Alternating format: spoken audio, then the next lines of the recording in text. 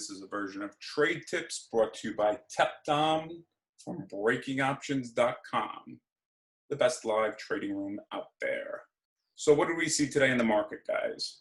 Well, we were watching the market all day, and we had a bunch of upside trades, but there was one divergence I saw that really worried me, and that was the VIX and VXX trending upwards and going green. Well, the SPY was trending upwards and going green. Okay, that's a divergence, right? Normally the VIX is going down when the SPY is going up, and we were really pushing today. So the more we pushed, the more the VIX pushed, the more the SPY pushed, and it finally ran out of steam. So when I saw a pullback to the 5, we entered a trade. We saw the pullback to the 5. The next candle, we entered a trade. The VIX looked heavy. At that same time, you could look at the SPY. The SPY basically looked like it was touching the 8, one of our 5-8 rules. And we saw the next leg down coming. So what did we enter at that time? You could see 1445, which is 245. We had the same thing in ROKU, touching the 8. Had breached already the 159.30, one of my key levels, and was coming up to another pivot point of 153.45.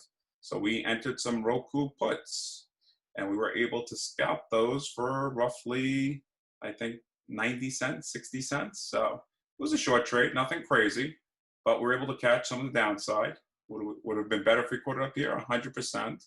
But look at ROKU up here. The market wasn't ready yet, neither was the VIX. So we were just waiting for that VIX to confirm and really start beefing up.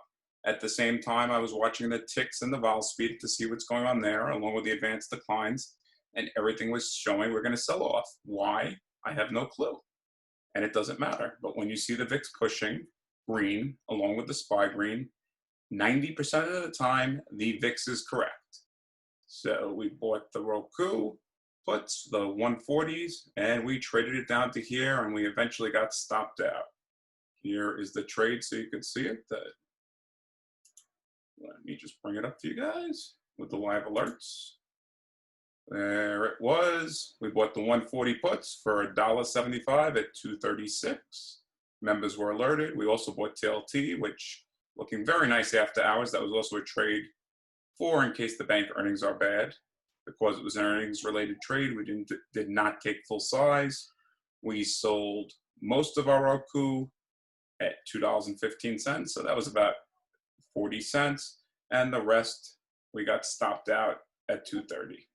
So that ended the trade for us. So a nice little trade, nothing that's going to break the bank, but it was a good little scalp on ROKU.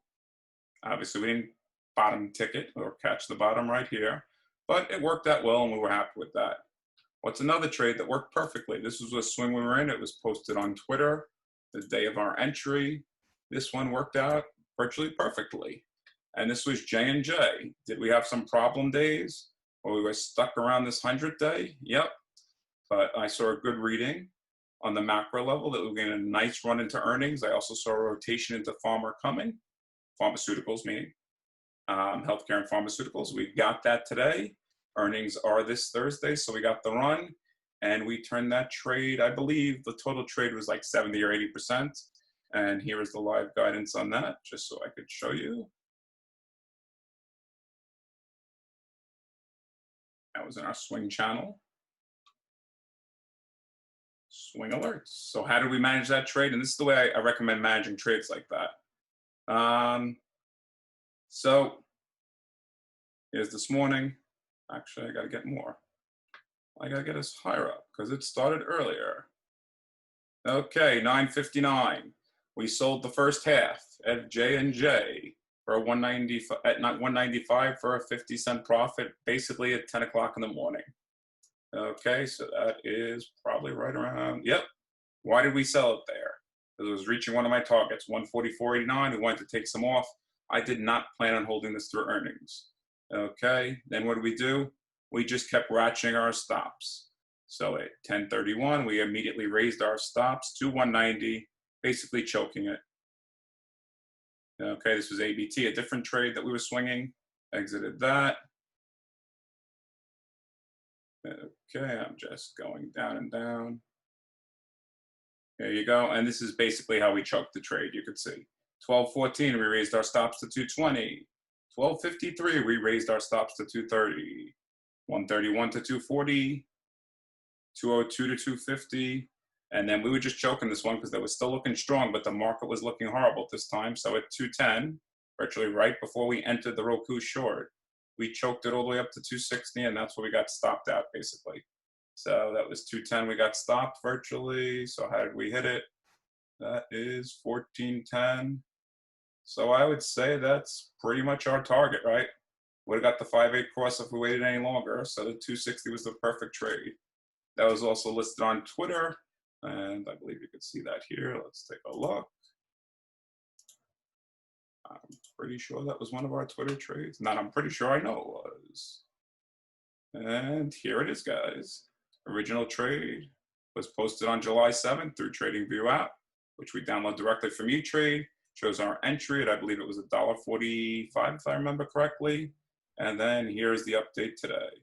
So you can always look at that. Shows you everything. Target was 146. Said it right here on July 7th. Oh, we lost the date, but there you go, July 7th. Said my target was 146. What did we get today? What did we get today?